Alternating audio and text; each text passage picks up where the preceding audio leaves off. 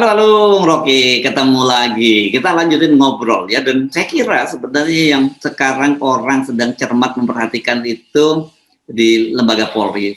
Verdi Sambonya sudah selesai lah. Saya kira kalau dia sudah dinyatakan di PTDH, pemberhentian tidak dengan hormat, dan kemudian dia banding, saya kira kecil kemungkinan dia bandingnya menang gitu ya, Bung Rocky. Dan dia tinggal bersiap-siap menghadapi sidang. Jadi selesai. Karir dia, kerajaan dia itu selesai di kepolisian. Tetapi kan kita juga kemarin diingatkan bahwa masih ada kakak pembina di antara mereka, dan kakak pembina ini pasti kan punya banyak banyak anak asuhnya, gitu, adik asuhnya banyak. Jadi sangat mungkin itu bisa saja Sambo berlalu itu ada silih berganti. Orang bisa Sambo pergi, datang Sambo baru atau the next Sambo, dan itu sekarang yang saya kira menjadi persoalan yang menjadi kalau penyakit endemik gitu ya di tubuh Polri. Iya. Yeah. Iya, itu enak tuh, musim silih berganti, angin tetap ke utara, kira-kira begitu. Atau dulu ada film bukan perkawinan semusim, kan dulu ada film itu kan. Kalau ini bukan kejahatan semusim, artinya masih bisa panjang. Asik, ini asik ya. Masih ada Sambo yang lewat. Nah, itu ada film ya. Ini memang endemi, udah berakar di situ. Dan kalau misalnya bahkan kalau terjadi pergantian Kapolri atau bahkan pergantian presiden itu, kalau power relationnya masih sama, itu artinya bagian-bagian yang tadinya dipangkas itu perlahan-lahan tumbuh gitu kan. Jadi apa yang udah dipangkas akarnya nggak terpotong, maka tumbuh lagi itu. Dan itu menyangkut kultur di kepolisian, kultur di DPR, dan kultur di istana tuh. Jadi kalau kita bikin segitiga itu, ada istana punya kepentingan, polisi punya kepentingan, DPR punya kepentingan. Nah di segitiga itulah beternak oligarki. Jadi begitu ini dihapus, oligarki bilang tunggu aja, nanti tumbuh lagi kan. Jadi ini soalnya memang. Nah kalau dulu kita bilang bahwa di awal reformasi kita mau pakai sebetulnya istilah revolusi supaya ada perubahan total tuh. Tapi kita gugup untuk pakai istilah itu karena itu seolah mengingatkan suatu peristiwa yang berdarah-darah. Padahal nggak ada yang berdarah-darah di waktu reformasi kan. Sekarang konsekuensinya adalah yang kita tidak ucapkan secara habis-habisan, secara revolusioner, itu bertumbuh sekarang tuh. Sehingga orang akhirnya masuk pada analisis yang lebih dalam ya. Sebaiknya kita lakukan revolusi aja tuh. Supaya seluruh jejak kebodohan, jejak kedunguan, jejak kebiadaban, jejak kong kaling kong itu hilang sama sekali itu. Memang kalkulasi ini membutuhkan atau menimbulkan ketegangan, kecemasan. Tetapi sejarah kadang-kadang mendorong ke arah situ. Kalau kita lihat mungkin sejarah memang lagi mendorong untuk lakukan total revolution tuh. Jadi kita terima aja sebagai fakta itu kan. Yang harus kita bayangkan adalah ongkos dari perubahan total itu pada rakyat terutama tuh. Kalau pada kekuasaan ya udah dia juga akan digilas oleh peristiwa besar dalam sejarah. Jadi sekali lagi kalau kita lihat dari atas terlihat bahwa memang ini tegang sekali tuh. Dan upaya untuk memitigasi ini juga bisa gagal karena di dalamnya berbagai macam kepentingan. Kita lihat bahasa tubuh DPR kan siksa.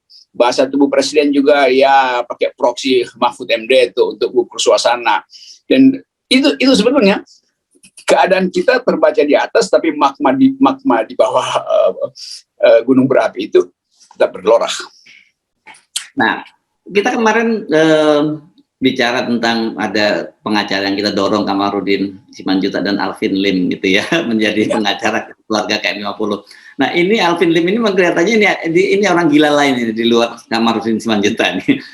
Saya baru saja nonton videonya dan saya kira mungkin Anda juga sempat nonton. Dia ini bongkar-bongkaran soal bisnis judi yang kemarin kita kita cuma menduga-duga ini ada bagan-bagan, ada cas yang kerajaan Sambo itu. Tapi kalau menurut pengakuan orang narasumber yang disamarkan oleh dia gitu ya, dan dia bisa menyebut dengan persis siapa-siapa saja perwira-perwira itu terlibat di Mabes Polri, di Polda Metro Jaya, bahkan di Polda-Polda lain, dan berapa jumlah setoran setiap bulan. Wah ini kan menurut saya ini mengerikan, makanya kita jadi berpikir ya ini Sambo bisa selesai, tapi persoalan yang jauh yang selama ini kita persoalkan itu tidak akan selesai. Seperti Anda tadi, kalau dipangkas itu kan tumbuh dahan baru yang malah lebih segar sekarang kan gitu. Ini Alvin dan Pak Kamarudin ada di dalam yang orang sebut faktor baru dalam politik Indonesia itu, yang pengetahuannya sebetulnya akumulasi dari banyak sumber lah. Itu kita tahu, mulai dari perusahaan-perusahaan cangkang yang menyembunyikan pajak, macam-macam isu. Lalu kalau kita tanya pada ICW tahu semua itu. Kita tanya pada Kontras tahu.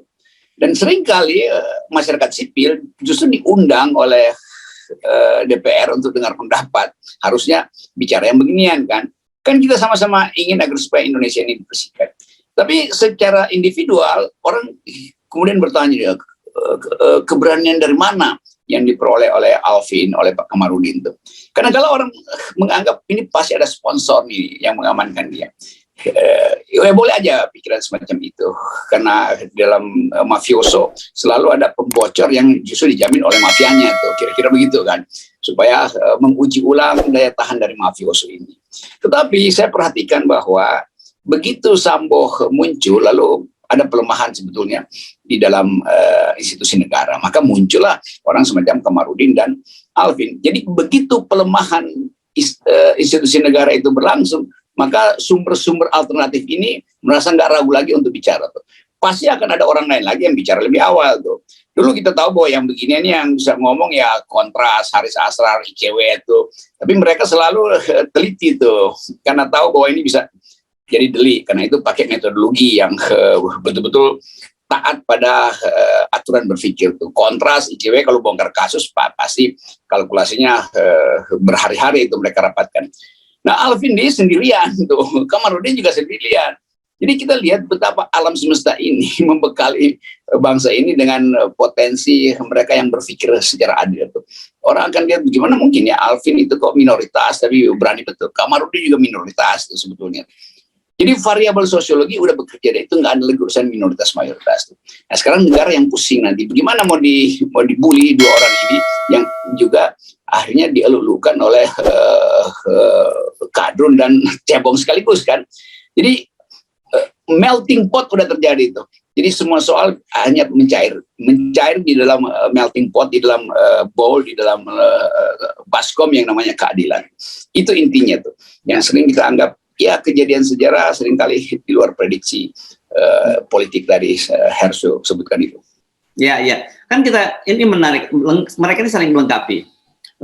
Sekarang setelah dia berhasil membongkar di kepolisian, Kamarudin sekarang mulai bicara soal pilpres. Kemarin dia bilang ada anak buahnya Erick Thohir yang punya dana sampai ratusan triliun, dan sekarang yang disu bukan Kamarudinnya, justru malah ada seorang lain karena menyebut bahwa Erick Thohir, padahal itu yang dimaksud bukan Erick Thohir, tapi anak buahnya Erick Thohir kan gitu. Tapi anak buahnya Erick Thohir yang disebut di Taspen itu, walaupun tidak disebut namanya, kan orang tahu belaka siapa direktur di Taspen. Sampai sekarang belum ada reaksinya gitu ya. Sekarang Alvin bongkar nama kerajaan judi. Bagaimana para polisi dapat setoran ratusan juta setiap minggu, dan itu semua dibagi rata, hujan merata ini ya, bukan hujan satu tempat saja gitu ya. Tapi ini hujannya merata di kalangan itu. Nah, saya kira ini luar biasa ya, karena tadi kita juga bicara tentang bagaimana ini momentum yang terjadi. Ya, banyak pemimpin redaksi yang tahu soal-soal semacam itu kan, dan wartawan lapangan juga tahu tuh. Tapi sekali lagi, tadi momentum itu membuat orang berani menggulirkan sesuatu, dan itu datang dari yang sering kita sebut persediaan energi alam.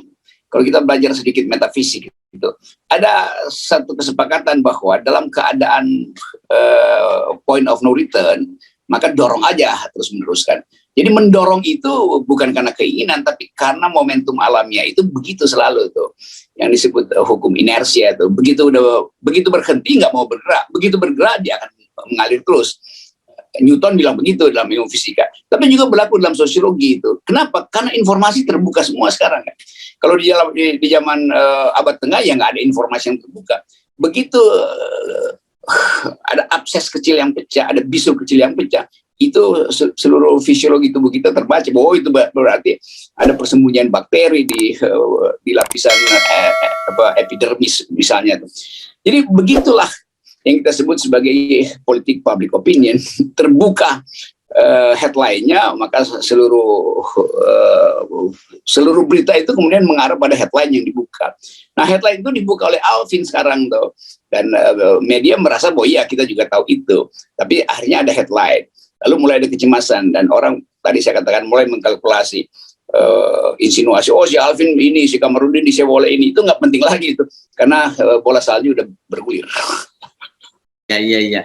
Oh ini jadi bagaimana kita memahami? Iya ini namanya yang hukum alam ya, sunatullah gitu. Ya ini yang namanya hukum alam, sunatullah, hukum sosiologi, hukum public opinion. Kan nggak mungkin undang-undang ITE itu dibuat untuk membayangkan hal ini kan, nggak ada. Itu jadi hukum itu selalu tertinggal di balik peristiwa. Jadi kita nanti akan kerepotan lagi, semua orang akan pakai ini undang-undang ITE, ya justru undang-undang ITE itu yang akan dipakai oleh lawyer-lawyer semacam Alvin untuk membongkar, kan undang ITE dimaksudkan tadinya untuk membongkar persembunyian uang kan. Jadi itu masalahnya. Nah, saya jarang menanyakan ini pada Anda, tapi saya sekali ini ingin menanyakan, kalau Anda diminta nasihat oleh pemerintah dalam situasi begini, jalan keluarnya seperti apa ya, Bung Rob? Ya kasih pidato pengakuan kesalahan kan. Jadi mulailah pidato. Itu saya yang susah. Iya. Mungkin yang paling berani bikin pidato Pak Mahfud kan. Jadi Mahfud mesti muncul, oke, ini akan ada seri pidato. Pidato pertama Mahfud, itu hari pertama. Jadi seri pidato pengakuan dosa kekuasaan selama 7 hari itu.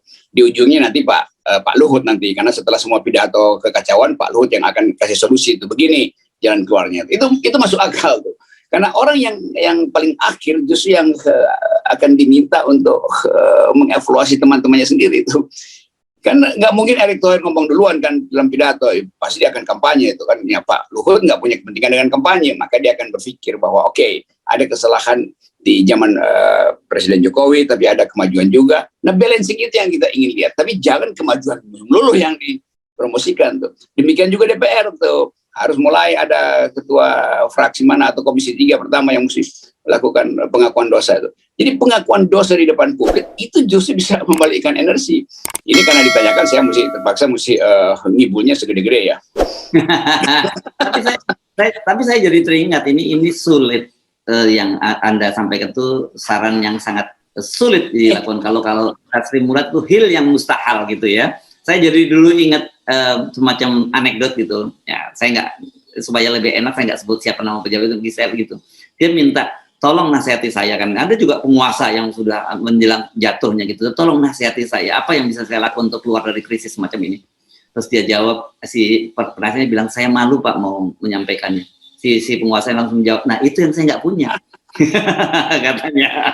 Iya, kalau kita lihat peristiwa di Manila, peristiwa di Amerika Latin, di Eropa Timur kan, keadaan semacam ini bikin orang frustrasi, lalu muncul revolusi. Tapi kadang-kala orang kasih percontohan aja. Jadi mungkin nggak perlu ada seri pidato kayak tadi, siapin aja tong sampah yang gede-gede, taruh di depan DPR di istana, terus rame-rame angkat satu menteri, cemplungin ke tong sampah, kan itu nggak berbahaya kan? Kan itu dulu yang dilakukan kan oleh masyarakat mana Ukraina apa itu.